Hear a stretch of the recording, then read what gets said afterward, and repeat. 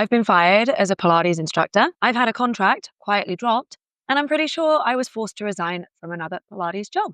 If you are a Pilates instructor, this video matters for you. Now, I'm not making this video for sympathy or to name and shame studios. That's not my vibe. But I'm telling you because these things happen to good instructors all the time, and no one really warns you. So today we're going to go through how instructors lose work, why being a good Pilates teacher isn't always enough, and what I wish I'd known when signing up to certain studios.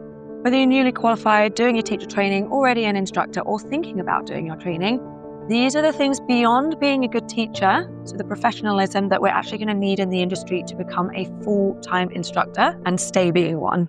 So when getting fired in the Pilates industry, it's not like this big dramatic film scene where your boss will sit down and shout at you and say you haven't been performing. It will often be a lot quieter than that. So your hours will slightly get reduced, or your contracts will just not get renewed. Sometimes they'll just tell you it's not working out, but it won't be this big telling off. You're self-employed, and with that comes the ability to just scrap contracts. And that can work in both ways. So it works well for you, as if you don't like the studio, you can also leave. But we're not going to talk about that today. We're going to talk about more maintaining professionalism in the industry and how you can stop yourself getting into those situations. Because when I entered the industry, I didn't really know. What did I do to get myself fired? So I was late twice in a row, and it wasn't my fault. The first time it was actually Hammersmith Station that was completely closed off. And I believe I was about 15 minutes late, and one of the instructors who was there before picked up the class for me. The second time I was like, screw that, I'm going to cycle this time. So the week after, I took my bike, and then, as you'd have it, I got a puncture. And again, I was about 10, 20 minutes late, but this time there was no instructor and everyone was waiting outside. Anyway, a few days later, I get a call from them and they're like, oh, how do you think you're doing with us? I'd been there about 3-4 months, very reliable every week, never calling in sick, giving them a lot of cover, a lot of help. I was like, yeah, it's been a bit annoying lately that I feel really bad about the fact that I was late twice in a row. I'm so sorry about that. And they're like, yeah, we're going to have to let you go. Sorry. I was like, oh, okay then. I've been thinking about leaving the studio anyway. I didn't particularly gel with their vibe. It was one of my first studios. So in the beginning, it was great for getting experience, getting some money, some stability, and so on. But by the point I was getting fired from them, I'd already started aspiring or even being in other studios that I liked a lot more. And I think they just picked up on the fact that I was less enthused. And my guess is that they perhaps had other instructors that were asking for more hours.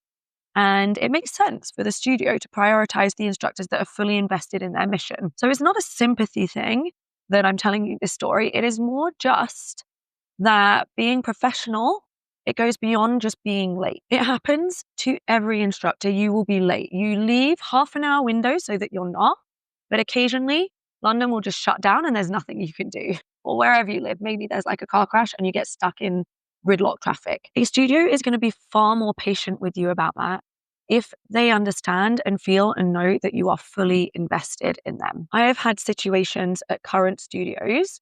I had one where I don't know how, I didn't set my alarm. I thought I had, but maybe I double clicked it and I completely missed the first class. And I know this has happened to quite a few instructors.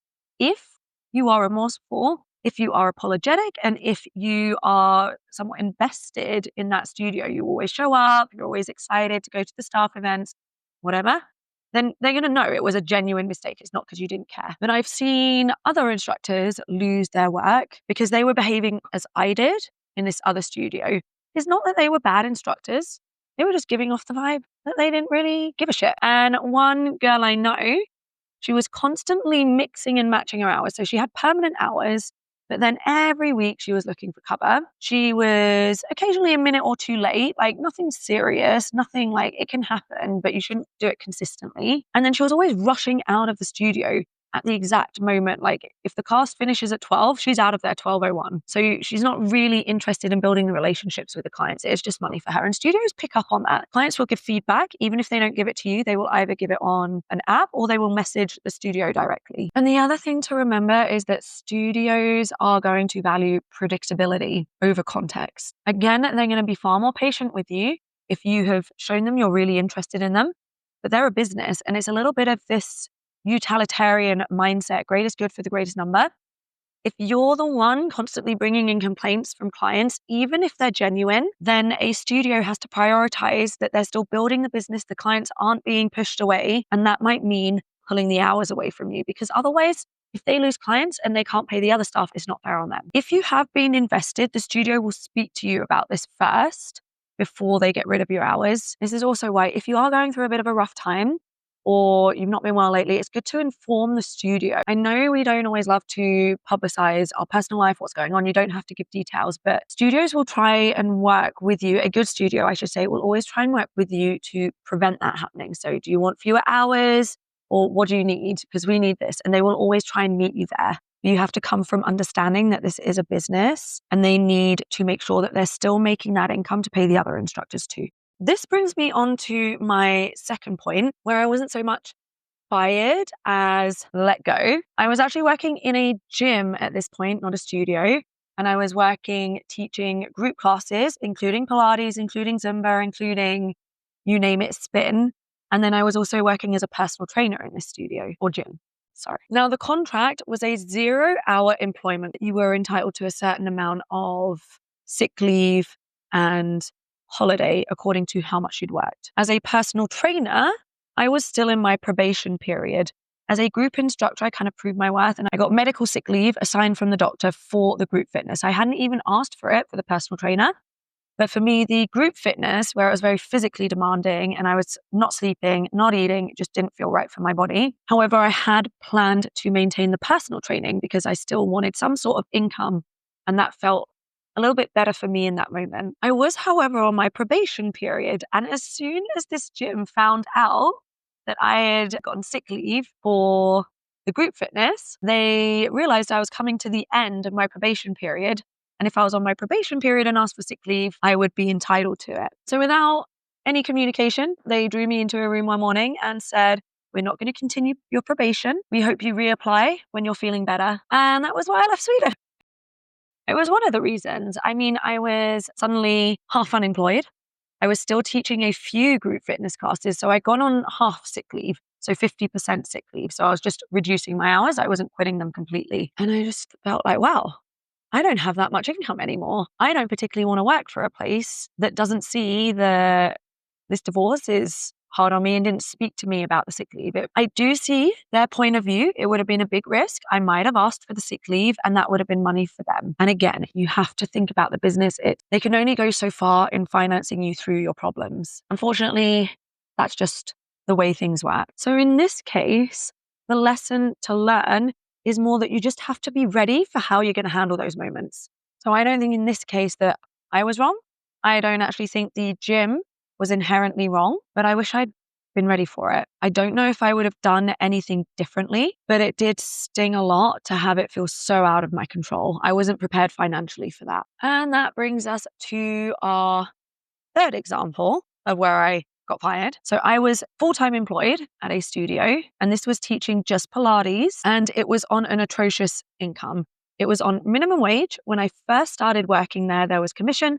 By the time I left, there was no commission, not because I wasn't earning it, just because they changed how they structured the payment. When they changed the structure around commission, I'd actually been doing okay on commission. And suddenly it felt very unfair that I was working 8-hour days and some of my colleagues were working 3-hour days for the same salary, because it was a salaried job rather than an hourly paid job. And because all of the clients were booking their one-on-one sessions with me rather than my colleagues, I was working 8 hours a day, a lot of days without any breaks, which isn't actually legal. And my colleagues were working 3 and 4. And I just thought, that's not fair. So what did I do? I asked for a promotion so that I'd get paid more than them, because I thought that was fair. I'd hit my KPIs. And they basically said, oh, yeah, sure. We'll have a meeting about it. No meeting. So eventually I'm thinking, okay, I actually need the money at this point. London is not cheap. So I started trying to do my own thing. I started doing online coaching for weight loss, and I started advertising it online. And because I lived so close to my studio that I was working at, this actually threatened them a little bit. However, they can't fire me for doing that. I was doing the marketing on my own. So I was doing Instagram posts, I was doing ads. I wasn't selling within the studio. However, because all of the studio clients were locals, when they saw my posts and ads on Instagram, they recognized me and they were coming to me. And a lot of them preferred to support me directly than they did the studio. So the studio didn't have grounds to fire me. It wasn't in my contract. I wasn't allowed to have a side business, and I wasn't advertising through them. I'm pretty sure they didn't like it, because when I got injured, I asked for sick leave and they said no. And I pushed and I pushed and I pushed. I asked if I could work in reception because it was making my injuries worse to work on my feet. And they said no. I said I was willing to take the pay cut. I said I was willing to do whatever. I just couldn't be working on my feet anymore, until at some point I just resigned. And I'm pretty sure that's what they wanted me to do. I would never be employed again for this very reason. This is the one out of the three where I think the studio actually behaved terribly. And this studio notoriously has incredibly high staff turnover and incredibly bad reviews on Glassdoor. So the lesson in this one is be careful with your contracts, read meticulously what they say. And if you are going to take a long-term contract with a notice period that you have to give, be very aware of that. This is not an easy industry, and many studios will try and exploit new instructors because they don't know any better. You are entitled to decent and fair pay, and you are allowed to be sick. Another lesson on this one on your side is be aware ahead of time about things like, can I teach privates? And this is another thing to be very transparent about when you first start with studios. If you're planning on doing privates or other things, be aware of it. I'm not saying don't or do something. I'm just saying check your studio's policies. For example, I do know some studios, if you teach at their studio, they don't let you teach at another one nearby. I personally think this is ridiculous. You're preventing people from income. It is not fostering a healthy work environment. But if that's their rules, that's their rules. That's fine. They can set them. It would put me off as an instructor. I wouldn't work at that studio. But their business, their rules. I'm not going to tell them how to run their business. So things like, do they have a rule of if you can teach at other studios locally? Are you allowed to teach privates to the clients? If you are you allowed to advertise? Because there is a difference between advertising it in your classes, oh, come talk to me if you want privates, versus if someone approaches you specifically and asks for it. Whatever you agree to, that's what you have to stick to. And that is professionalism. So being a good Pilates teacher is only 50% of the job. Professionalism is the other 50. And I actually think that lack of professionalism is what makes people fail at doing it full time. Not that good at Pilates, it's not being able to handle themselves professionally for a long period of time. It is a difficult industry to do 52 weeks a year, or 48, because probably you take holidays. Now, I'm not here to put you off being an instructor. I'm actually here to encourage you to do it. I found the professionalism side hard, but once you're aware of it and once you're aware of the expectations, you can kind of build yourself around it. But these are the 4 things you need to understand. Number 1, being good at Pilates is not job security. As we just said, professionalism is actually more what it's to do with. A studio will back you and support you through becoming a better instructor, but they will not back you and support you for being unprofessional. 2, contracts do not equal safety. Contracts are often long and meticulous. Just check that whatever they say, it's okay with you, and be aware of it, that they can drop you at any moment. And if you give them notice, how long is that period? 3, studios are businesses first. I'm really fortunate that all of my studios really support me whenever I'm feeling sick, feeling unwell, going through a bad time, anything like that. That has, however, been earned on my side. I am always punctual, I am always communicative, and I'm always doing my best to support the other staff as well. Whether that means taking cover, supporting and showing up for social events, or simply being present when they ask questions in group chats.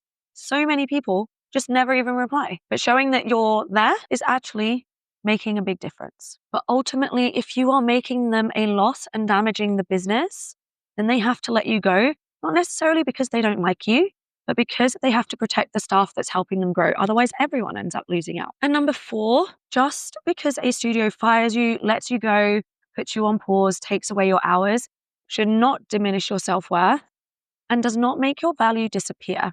Just like anything, it is a skill that is grown rather than something you're necessarily born with. I had to learn these lessons the hard way, and you might have to too, but I just want you to be ready for it. There are certain people who train at different studios because of certain vibes.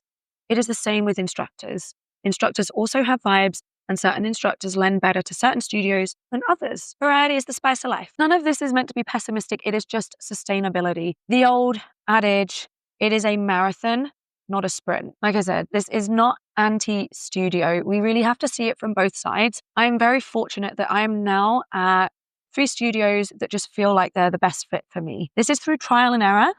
It hasn't always been the case. I've been fired 3 times, as we've kind of established. And I've also quit studios that didn't feel right for me. It is by trial and error.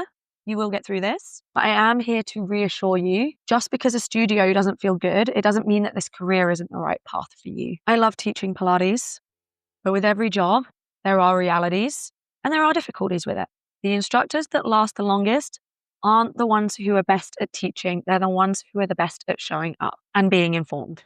If you're newly qualified or quietly struggling with studio dynamics, you're not alone. And if you want more honest conversations about teaching, money, contracts, and longevity in Pilates, that's what I talk about here. Welcome to the club. Subscribe if it's useful for you. Also, feel free to DM me on Instagram with any questions. I'm always happy to help. I'm always there to give you an ear if you're just unsure of something or want to tell me something. I'm here to support you. Have a lovely week and see you soon.